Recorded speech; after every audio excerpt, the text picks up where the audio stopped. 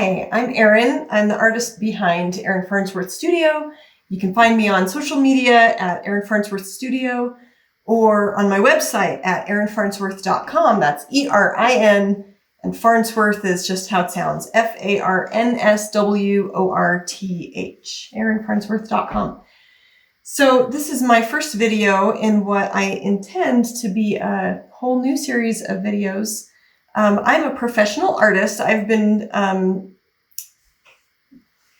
a practicing professional artist for over 20 years. I got my master's in painting from George Washington University in DC like 19 years ago, 18 years ago, I'm not even sure. Almost 20 years ago. And since then I've been a practicing professional artist. I also have 5 children. So as you can imagine, my work time is determined by how many children are home and what else I need to get done. My youngest is 5, my oldest is a senior in high school.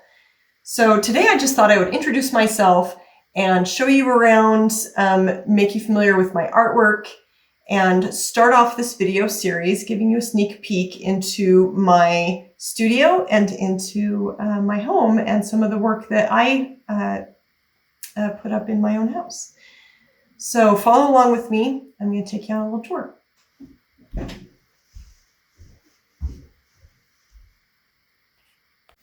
Okay, first up we're going to talk about my Arranged Stones series. This is what I did for years and years and years until just a few years ago when I had a bigger studio that I could lock away and I could go back to using oil paint again.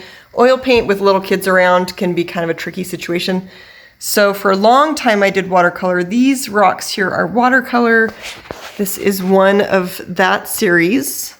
I still have those listed on my website, but I don't make them anymore. I have some prints of them for sale, but they are a finished series. So they basically are images of highly polished rocks. They're semi-precious gemstones, and they come in lots of shapes and sizes. Here's another one. And that one goes all the way down. This one's carnelian agate. So I used to sell to, people who were rock people or watercolor people, but that's my old series. I have a few others. We come around the corner that I think are always going to live here. There are a few that I kept for my own collection because I don't want to get rid of these. There are others that are long gone. So there's this one. It's quite large. There's my hand. Whoop. Okay, and then this one is called House of Sticks. There you go. And you can see the ones that I kept on my website. This is red jasper, malachite, and marble are the white stones. Kind of Christmassy. Not really meant to be Christmassy, but the Christmas decorations are still out. We went on a trip in December and it didn't feel like Christmas there, so we're leaving the Christmas decorations up. The circle was really important to that whole series, so a lot of them are circles. And there you go. So there's another one. That's hematite in the middle and more red jasper in the circles. So these few, I have a few others in a few other places in my home. They stay. I'm going to keep them. This little painting here is just one that I enjoy. I did it a few years ago of one of my daughters. It's called Allison at 10 because she was 10 years old. So I still really enjoy watercolor. I super love it. It's a wonderful medium, but can't do everything all the time, right? So for the moment, my watercolor is put on hold while I work on a current series. I'll show you a few of those. So this painting here recently came back from, it was in the NOAPS National Exhibition this fall in Jackson Hole was where the show was held this year. This one's called Thomas at 19. It's one of my new series. The series is called Hope of Israel, and it's paintings of young men and young women, the youth of today, basically people who are our hope for the next generation. So it's pictures of the rising generation, people who are just exemplary people because they choose to be exemplary people, even though they're young. So I'm pretty pleased with this one. I love the chunky frame I found for this one. It's so big. Yeah. So there's that guy. He is currently hanging out in my front entryway. Front room, and I just moved some things around. This painting here, try to get an angle so there's not huge glare, is called Caitlin at 13. This is one of my daughters, my oldest daughter. It's the first painting in the Hope of Israel series, so I use it sometimes for, you know, my little icon on social media or whatnot. So I really enjoyed detail, so the detail of her dress was a big deal. All that lace, and there's like an underneath layer. Okay, so there's Caitlin at 13. And if we go all the way around, try not to make you all dizzy, this is Caitlin at 14. So this is my newest finished painting in the Hope of Israel series. And then I have some in between that one over there and this one right here that are not framed yet. I need to get them framed. So this is Caitlin when she was 14 in a different dress. And she just came home. Oh, let's see, where was she? She was at the not Academic Artists Association. The the Association of oh my gosh, I totally forget it. The AAPL, the Professional League. American Artists Professional League. There we go. I got it. American Artists Professional League. So she was in their show, and that show is held every year in the same place in New York City at the Salmagundi Club, which is a super cool old building and a really historic place because there has been an art club there for like the last 100 years. So it's pretty awesome to have work hang in their shows. So I'm going to continue to do that. I just recently found out that a few weeks ago they upgraded me to an elected member instead of an associate member, which basically means I've gotten work into their shows and I've gotten a few awards from their shows. This painting got, I believe it was called the Honorary Award for Oil when it was in that show. So there you go. So that's what I'm doing right now. What do you say we go downstairs and do a little tour of my studio, which is not nearly so fancy and finished as this space here. Okay, so now I'm back in my studio and I will show you around. It's quite a bit different from the main part of my house, which we try to keep nice.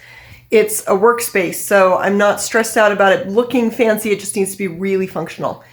Because it's in the basement, I don't have awesome natural light. I do have one window well, so I get a little bit of natural light, but not a ton.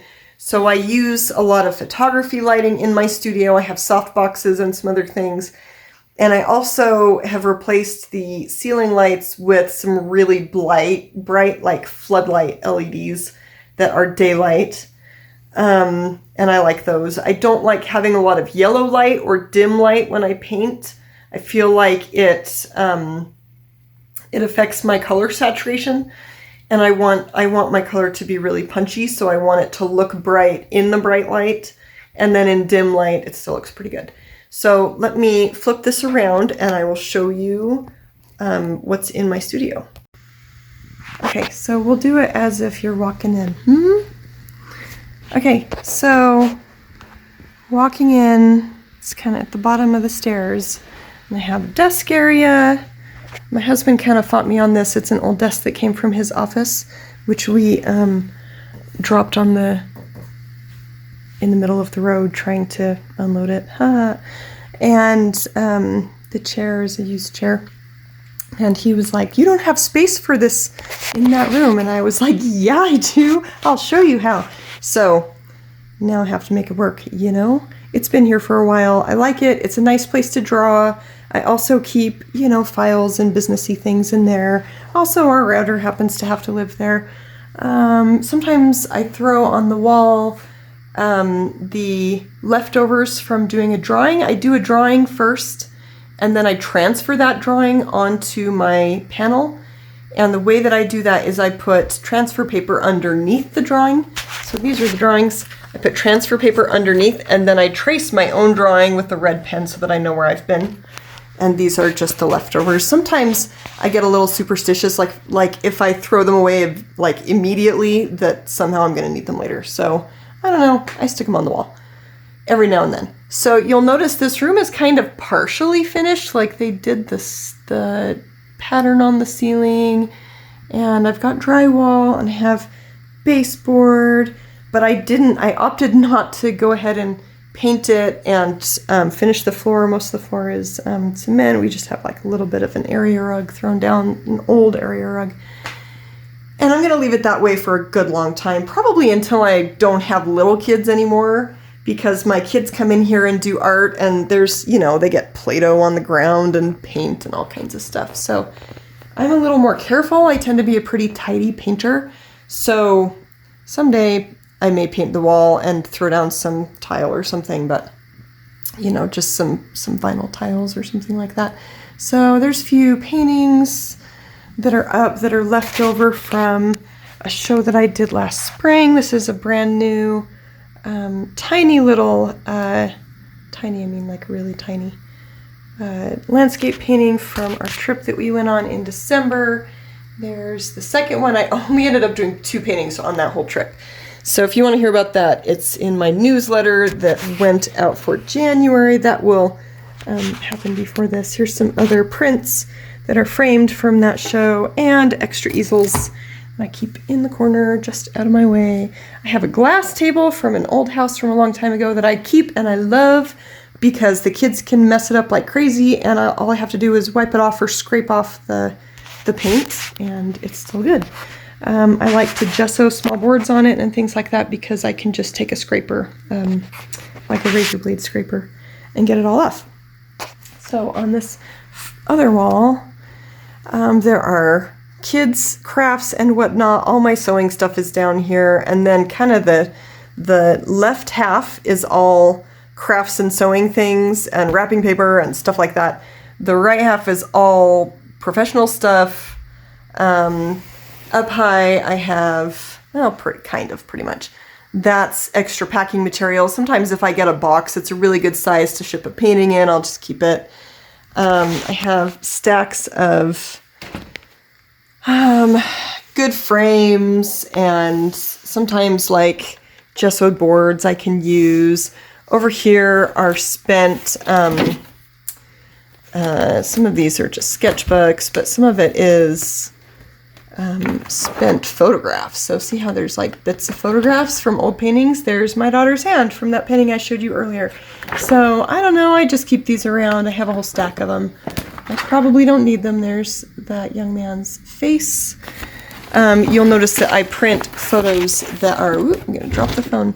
I print photos that are the same size as the painting that I'm doing.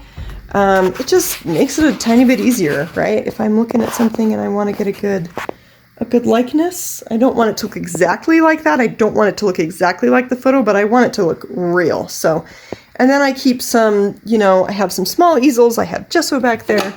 I have my stack of unread art magazines that keep getting sent to me. Some watercolor things. Stacks of business cards, other art supplies, paints, and then down there I have stacks of prints and all the cellophane and the cardboard that goes with them and all those things so that I can package prints. And I have a whole bunch that are ready to go. Let's see if we can find one. Like that one. So here's a print from my old series that is ready to go. Real soon I will be putting prints on my website. I used to sell them elsewhere. Down there is just some more flat storage. These are a few more Hope of Israel paintings that I need to get framed. We'll probably make a video of that sometime soon. The paintings on the walls in here, a few of them are things that I just had in storage. This is a painting that I did forever ago when I was in graduate school. So yeah, 20 years ago. Probably literally 20 years ago. So it's large, it's 3 by 3 square, and then it has a panel at the top and a panel at the bottom. It's supposed to be a 3-panel self-portrait. So that's what I looked like when I was a 20-year-old, I guess. Except not really, because I had this strange thing I used to do that nobody called me on that I'm calling myself on now, which is that I would paint a huge painting from a tiny photograph. Why? Why would you ever do that to yourself? You can't see any details. That painting there is from graduate school. My husband never loved it, but I kind of always liked it, so I kept it around. And so now it's sitting high up on my wall in my studio. That's another painting from graduate school. It's based on one that I saw hanging in one of the Smithsonian museums, and that I forget what the name of the artist. It was a Latin American guy, and it just was super cool, so I decided to do something similar. So it's sort of it's a self-portrait in letters. Basically, there's a lot of words in there. The funny thing is that I did it before I became a mother, so mom or mother or any of those kinds of words are not even in there. So, but my name is, and okay, so there you go. Here we've got, I invested in a good printer so that I can print my own art prints. And then I have bulletin boards that have some watercolor portraits that some of these are on my website, and then just a few, like certificates as I get them. Drawings from my 5-year-old, something that one of my kids made me. And here I have all my paint. I just put this all back yesterday. So, yeah, I decided to store my paint upside down because it helps a little bit with the separation of the oil. You know how sometimes you'll squeeze paint out of a tube and you'll get all of the binder, like the oil, out of it and not the pigment. So this helps that a little bit. Also, it just keeps it kind of off my desk area and easily accessible. I feel like it has to be easily accessible or I won't use what I need, right? Brushes, there's a photograph from the current painting. I use a lot of table easels, and then I do have one kind of medium-sized other easel. Someday I'll get a great big one, but I'm sort of a do okay with what you've got kind of person. So this is the current painting. It is a young woman from my neighborhood who is currently serving a mission for my church. She took these photos for me before she left, so she's holding a sort of a glowing ball that looks like a pearl, so I have yet to paint the pearl. As you can see, I paint in layers, so far her face and her arms and her hands are pretty much finished. The next thing I'll do is tackle that dress, which is like super detailed, so you can see it'll take me a while, kind of like the one on that first painting I showed you, that red dress. So that'll take me a while, and then obviously I still have to paint the pearl in, make some little detail changes, and then the last thing I do is her hair. Actually, really, the last thing I do is touch up this black background, which is kind of thin and messy at this point. I want to make it like super rich and super opaque, not transparent at all. So that's that painting. She's going to be long and skinny like the other. She's actually painted a little bit larger than some. Usually my paintings are roughly life size. This one's, I guess she's about life size. The last one I finished was a little bit under life size. It just depends. I like them to fit in about this format, like a 24-inch wide and a maybe 40 to 48-inch tall painting. So, oh, and I neglected to say, when we built this house, we gave me a sink because every studio needs a sink. And there's my sink. So there you go, there's my studio. Okay, so there you have it. That's what my studio looks like. Thank you so much for watching the video with me and starting things out. If you have any ideas about what you'd like to see me cover, upcoming videos I have planned, I would like to talk about what to pack if you want to go on a trip and bring art supplies, sort of what the rules are, how to pack things safely so that they don't get ruined, how to get things through security, because I just went through all of those things. I'd like to teach you how to re-stretch things in your own home that are wavy and messed up and don't look good anymore. I'd like to show you what I do in my day-to-day being a professional artist. I'd like to show you what my painting process is. And if you have any ideas for things that you'd like me to show when I do my video logs or helpful videos, then please let me know. Otherwise, thanks so much for tuning in, and I hope that you have a super awesome day.